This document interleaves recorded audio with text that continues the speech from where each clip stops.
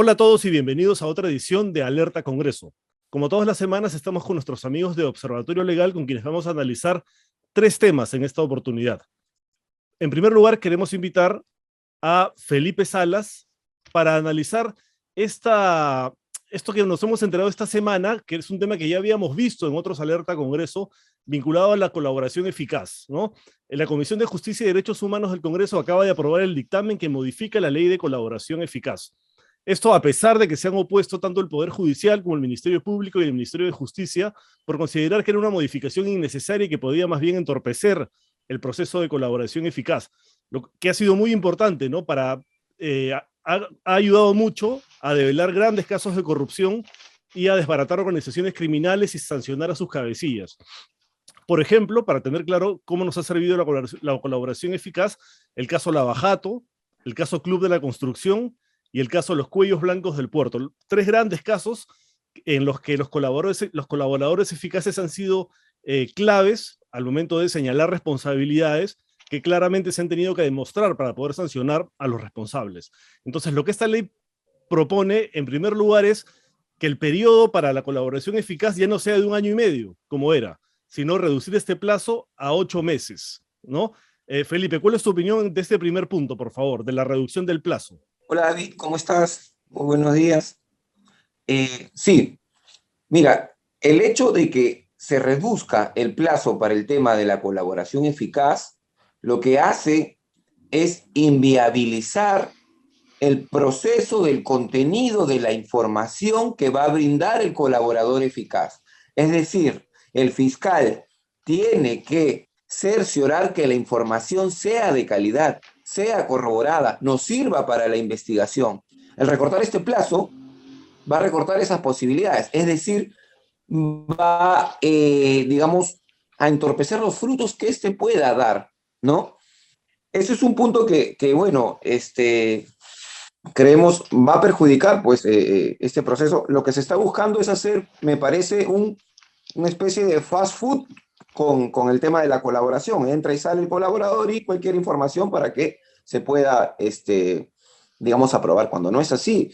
No todos merecen el premio de ser un colaborador eficaz con las reducciones de pena, sino aquellos que tienen pues la información de calidad que va a servir a la investigación, y no solo cualquier información de calidad, sino información totalmente relevante que permita desarticular, bueno, en los casos de crimen organizado, por ejemplo, las bandas criminales, ¿no?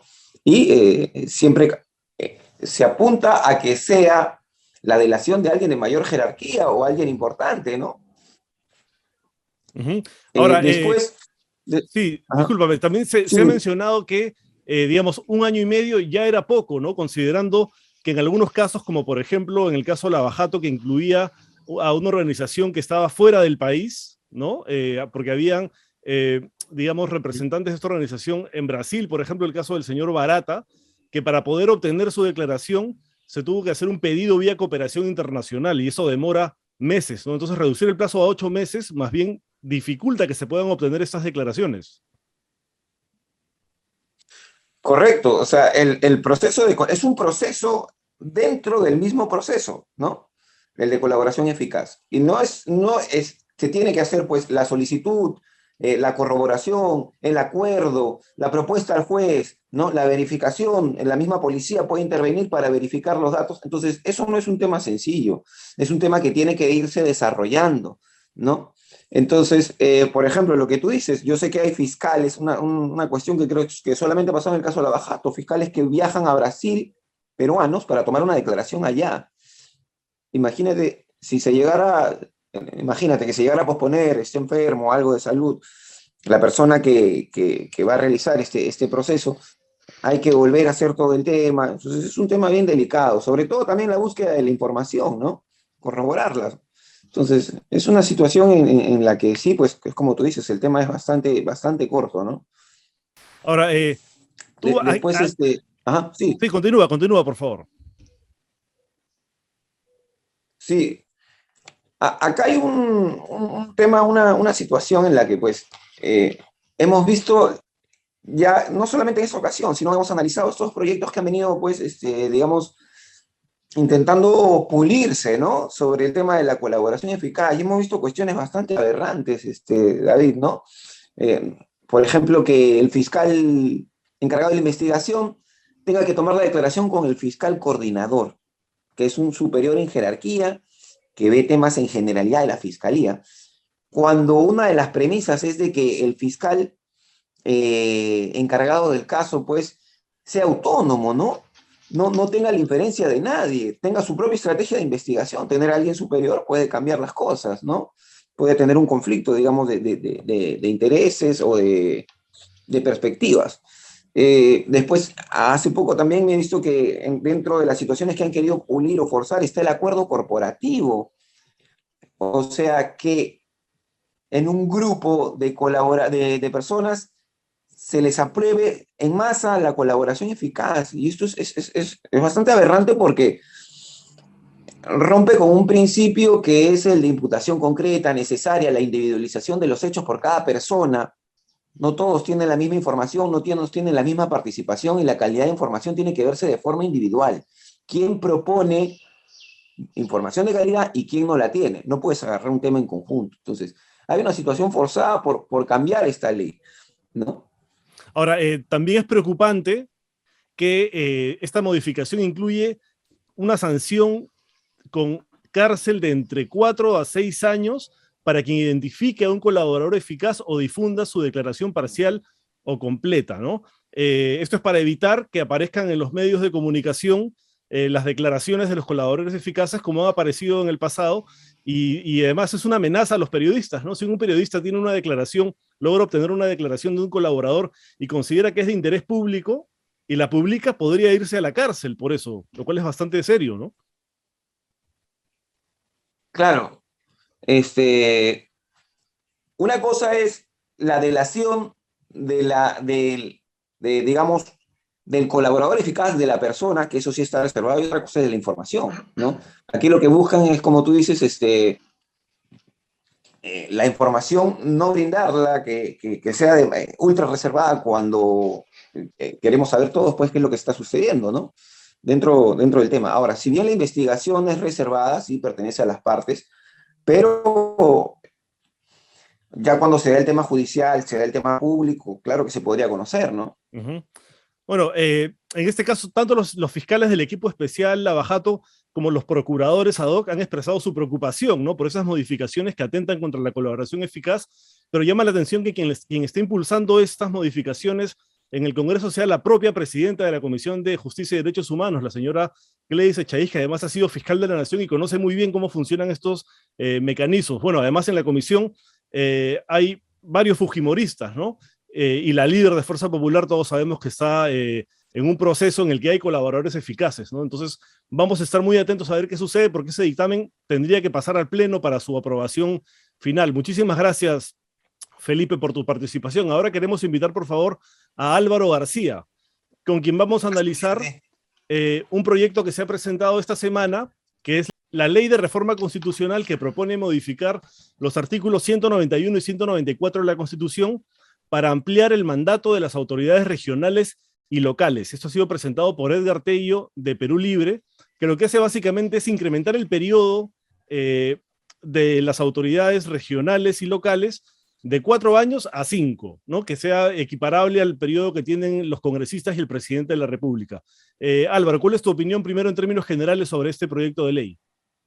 Buenos días, David, y buenos días con todos, especialmente con quienes nos miran, para saber algunos temas del Congreso. Bueno, en principio creo que este proyecto es el ejemplo no diría de copia exactamente, porque este proyecto se basa en un proyecto que ya fue presentado el año 2018 por el Poder Ejecutivo como parte del conjunto de reformas, ¿no?, que había planteado la Comisión de Alto Nivel para la Reforma Política, ¿no?, ante el Congreso. Entonces, esta comisión planteó 12 proyectos, el último de los cuales era justamente ampliar el mandato de 4 a 5 años, ¿no?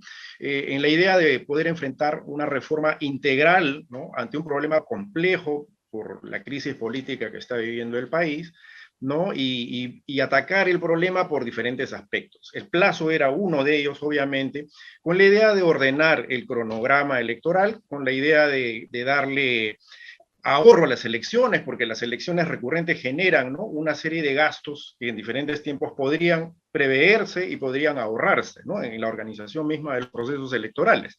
También estaba pensado como para que los partidos políticos no se desgasten tanto y puedan tener más llegada, ¿no?, en estas elecciones recurrentes, ¿no?, porque pasaba una elección presidencial y prácticamente quedaban abandonadas las elecciones regionales, ¿no?, porque justamente faltaban recursos y gente que pueda mover.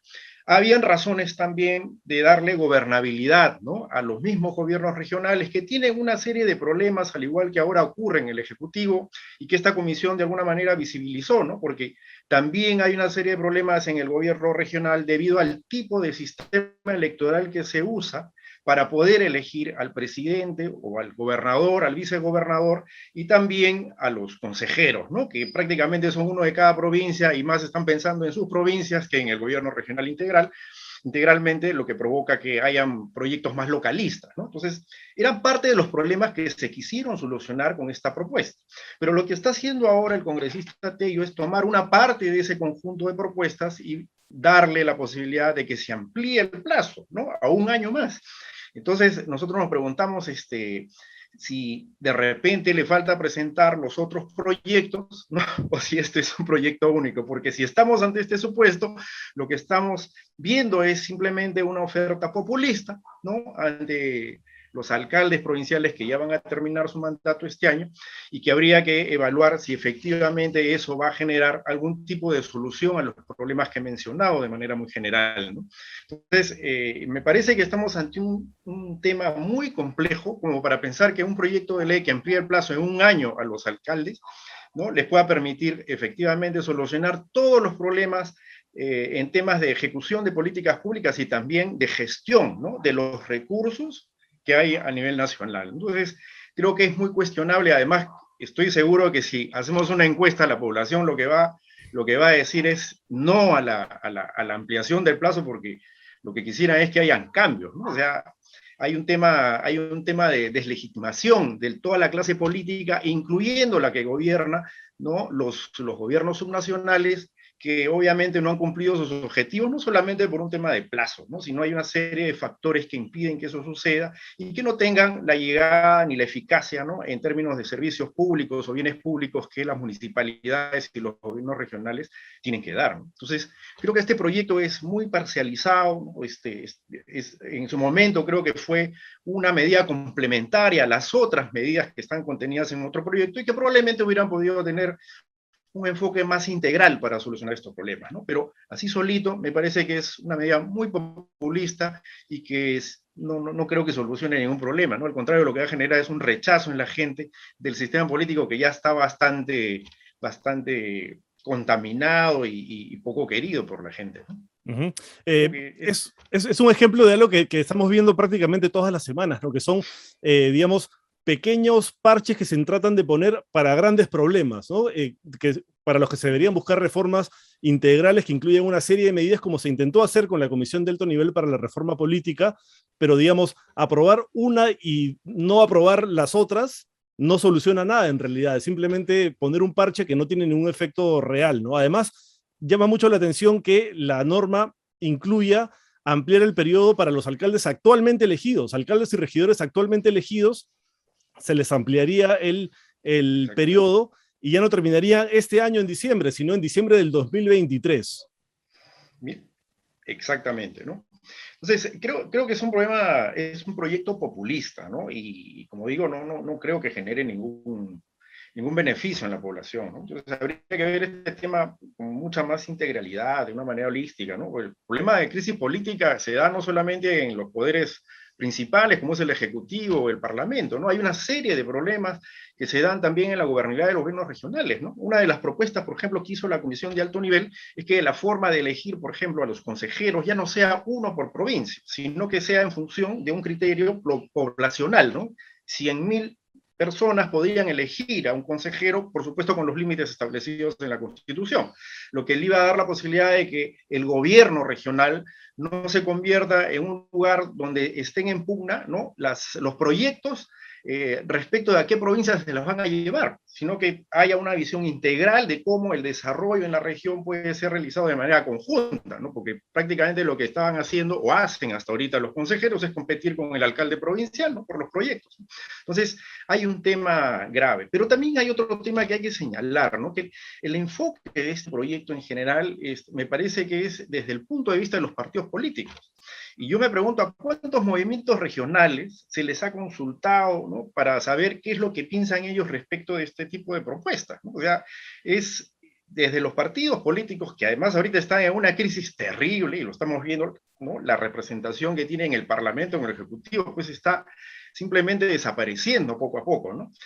¿Y qué pasa con los movimientos regionales, ¿no?, que están un poco desenganchados de la política nacional, que tienen sus propias lógicas, sus propios tiempos, ¿no? Entonces, creo que también tendría que verse esos aspectos para poder proponer una reforma integral, ¿no?, que pueda solucionar y darle gobernabilidad, por supuesto, a los gobiernos regionales y a los municipios, ¿no? Es lo que yo creo. Muchísimas gracias por tu David. análisis, Álvaro, muy interesante. Y vamos a estar atentos a ver qué sucede, como con todos los otros proyectos de ley. Ahora queremos invitar a Rodolfo Reina para ver un proyecto de ley. Esto ya es una norma que se aprobó. Esta semana se aprobó una ley que establece disposiciones para garantizar la idoneidad en el acceso y ejercicio de la función pública de funcionarios y directivos de libre designación y remoción. Esta ley fue dada por el Congreso y aprobada por el Ejecutivo, y se promulgó el martes 15 de febrero, esta semana. Lo que hace es establecer requisitos mínimos e impedimentos para el acceso a cargos de funcionarios y directivos públicos de libre designación y remoción. Entonces, lo que hace en resumen es que para los viceministros y secretarios generales de ministerios se les pide formación superior completa, 8 años de experiencia general y 5 años de experiencia específica en cargos similares. Y para los gerentes y directores regionales y municipales se les pide formación superior completa, 5 años de experiencia general y 3 años de experiencia específica en puestos similares. Aquí es importante ver el contexto, ¿no? Porque durante los últimos 7 meses ha habido una serie de designaciones de personas que no son idóneas para el cargo, que no tienen experiencia o la formación, tanto en ministerios como en gobiernos locales, y esta ley lo que pretende es justamente evitar esta situación. Explícanos un poco, Rodolfo, cuál es tu opinión sobre esta ley que se acaba de aprobar. Bueno, en principio pienso que es una ley parcial dentro del proceso de implementación de la reforma del servicio civil. Recordemos que la reforma del servicio civil en estos últimos 30 años ha tenido bastantes dificultades para su implementación. Y no solamente esta reforma del servicio civil comprende los requisitos para acceder a los cargos de funcionarios o directivos públicos en la administración pública. Comprende normas de ingreso, comprende normas de progresión, normas de permanencia en la carrera pública. O sea, comprende una serie de aspectos que todavía tienen dificultades en su implementación. Segundo, yo creo que esta propuesta también debe ubicarse en el contexto político de enfrentamiento entre el gobierno y el Parlamento.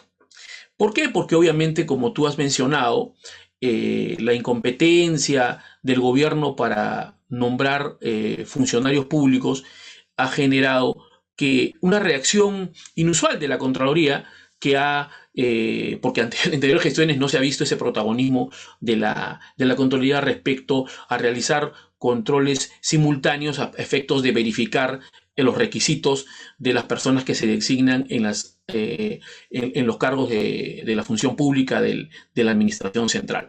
Y obviamente ha advertido una serie de incumplimientos de requisitos. Entonces, no podemos dejar de señalar que esta propuesta que ha devenido ya en una ley publicada en el Diario Oficial Peruano, responde también a una reacción del Parlamento en su legítimo derecho a ejercer control político sobre las acciones gubernamentales.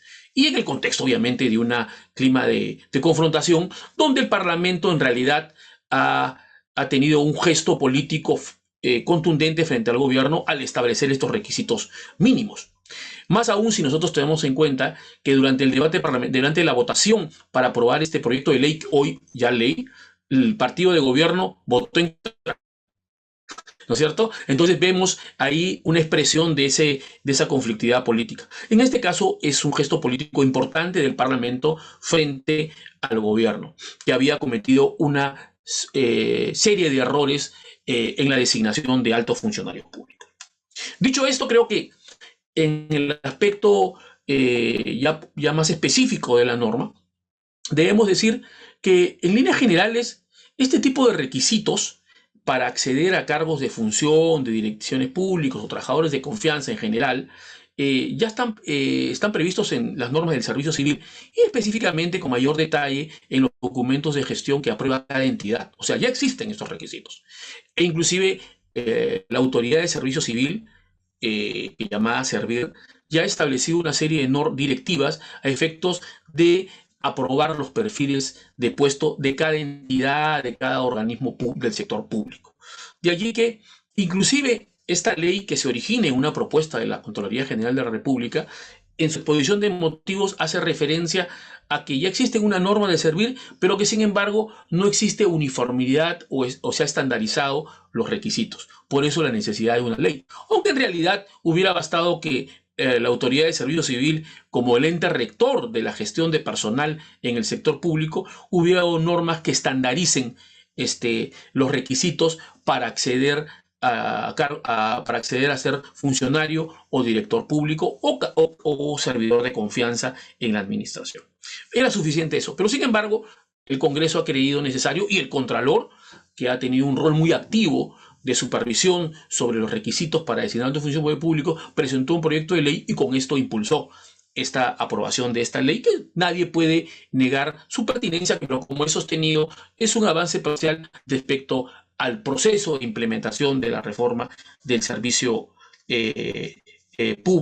civil en el sector público. Por ejemplo, esta norma, algunos la han mencionado, que no tiene mayor referencia a los servidores de confianza. Se limita a regular el tema de los topes, que es el 5% del número de empleados públicos de cada entidad. Bueno, en principio esos topes ya están en la ley marco del empleo público y están en la ley Servir, ¿no es cierto? E inclusive hay una normatividad que regula los casos excepcionales donde Servir puede poner excepciones a esos porcentajes. E inclusive la ley marco del empleado público establece que el Congreso de la República está exonerado de esos topes, de ese tope establecido en las normas del Servicio Civil. Y inclusive, y por una sencilla razón, el Congreso de la República tiene 130 congresistas, que más o menos en promedio tiene 5 trabajadores, que son cargos de confianza. Si no, son 650 trabajadores como mínimo, sin contar los servidores de confianza que están en las comisiones y en otros órganos del sistema, del aparato, de la función legislativa del Parlamento. Entonces, por eso que se dio esa excepción. Otro tema que también se menciona es que no se hace referencia en la norma a los impedimentos para los servidores de confianza. En realidad, eso puede ser suplido porque la misma Constitución, en el artículo 39A, ha establecido que los cargos de confianza, entre sus impedimentos está justamente no ser condenados en primera instancia por delito doloso. Ahora, no obstante, no hay una mención expresa en los impedimentos a los servidores de confianza, obviamente se aplica la Constitución.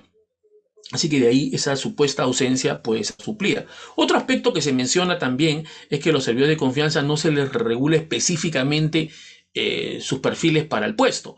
Pero en realidad, realmente, como dice la misma norma de Servir, los servidores de confianza están en las diferentes categorías de empleados públicos. Están en los funcionarios públicos, están en los directivos, están en los servicios de carrera. O sea, el servidor de confianza está en las diferentes categorías. Y más aún, la propia ley de Servir establece que los servidores de confianza deben de cumplir con un perfil para el cargo. E inclusive el incumplimiento de esto acarrea responsabilidades administrativas. E inclusive podría acarrear responsabilidades de carácter penal, porque existe el delito de nombramiento ilegal. Y no solamente aquel que designa o nombra a un servidor de confianza que no cumple los requisitos establecidos en los documentos de gestión, sino también aquel que lo acepta, ¿no es cierto? O sea, el alcance de la responsabilidad penal es para ambos, para quien designa y quien acepta, incumpliendo los requisitos que establece generalmente las normas técnicas de cada entidad o organismo público. Entonces, otro tema también que se refiere aquí es respecto a que estos requisitos mínimos para ocupar los cargos de funcionario, directivos o cargos de confianza en general, no deben ser disminuidos. Las exigencias son mínimas, no pueden disminuirlo. Bueno, esto de alguna manera ya existía en las normas técnicas de servir, que decía que inclusive para disminuir los requisitos tenían que contar con la opinión de servir. O sea, de alguna manera ya estaba regulado. Obviamente nadie niega la importancia de que existe una ley que tiene una mayor jerarquía que normas técnicas donde establecen requisitos mínimos y que esos requisitos mínimos no puedan ser disminuidos por las entidades públicas de manera individual. Pero un tema que sí va a ser, creo, materia de un gran debate es el tema que se ha incorporado una disposición de adecuación de la ley. Adecuación de la ley que no solamente comprende a la adecuación de las normas internas de cada entidad en base a los requisitos que se han establecido en la ley, sino que los cargos que están actualmente en ejercicio deben adecuarse. Y si no se logran adecuar, porque obviamente no cumplen los requisitos, van a tener que ser retirados del cargo. No van a poder permanecer en el cargo. Lo cual va a generar supuestamente un grado de conflictividad del gobierno, porque ya ha designado funcionarios públicos de repente con reglas anteriores. Pero bueno, eso va a ser materia de controversia. Y de repente esto es lo que explica el por qué el partido de gobierno se ha opuesto a aprobar esta ley. Y bueno, el gobierno ha optado por no observarla y la ha promulgado. Y hoy día es exigible. Sin embargo, creo que el tema de fondo aquí es la reforma del servicio civil o la reforma del empleo público, que como les dije, hace más de 30 años no se ha podido implementar a cabalidad. No obstante los esfuerzos que se han dado a nivel de los últimos gobiernos. Recordemos que durante el gobierno de Fujimori, la propuesta de reforma fundamentalmente se centraba en trasladar a los empleados públicos al régimen laboral de la actividad privada. Y es por eso que muchas entidades públicas pasaron a los trabajadores del régimen público al régimen privado. Y eso generaba una situación en los cuales, por ejemplo, podrías encontrar en el Poder Judicial un trabajador en una misma oficina, podrías encontrar en una misma oficina un trabajador que pertenecía al régimen laboral privado y otros tenían el régimen laboral público. Era una coexistencia que también generaba un cierto caos y un trato diferenciado, a veces de manera injustificada. Entonces, esa propuesta fue en la práctica un poco desestimada por muchos sectores en su oportunidad. Pero sin embargo se logró implementar en algunas entidades públicas, como la SUNAT, por ejemplo, donde ahora es el régimen privado, en el Poder Judicial, en el Ministerio Público ahora son régimen privado y antes eran régimen público. En el Congreso mismo ahora somos régimen laboral privado y antes era un régimen especial. Entonces, durante la época de Toledo, yo creo que se inició la gran reforma con la Ley Marco del Empleado Público. Inclusive se presentó un paquete de proyectos de ley que por falta de consenso político no se logró aprobar en el Parlamento. Al gobierno de Alan García Pérez se retomó esta reforma del servicio civil. Se creó Servir, se creó el cuerpo de gerentes públicos, se vieron normas de capacitación y rendimiento para los servidores públicos, y se puso en funcionamiento el Tribunal del Servicio Civil. Entonces, como vemos, ha habido un intento también del gobierno.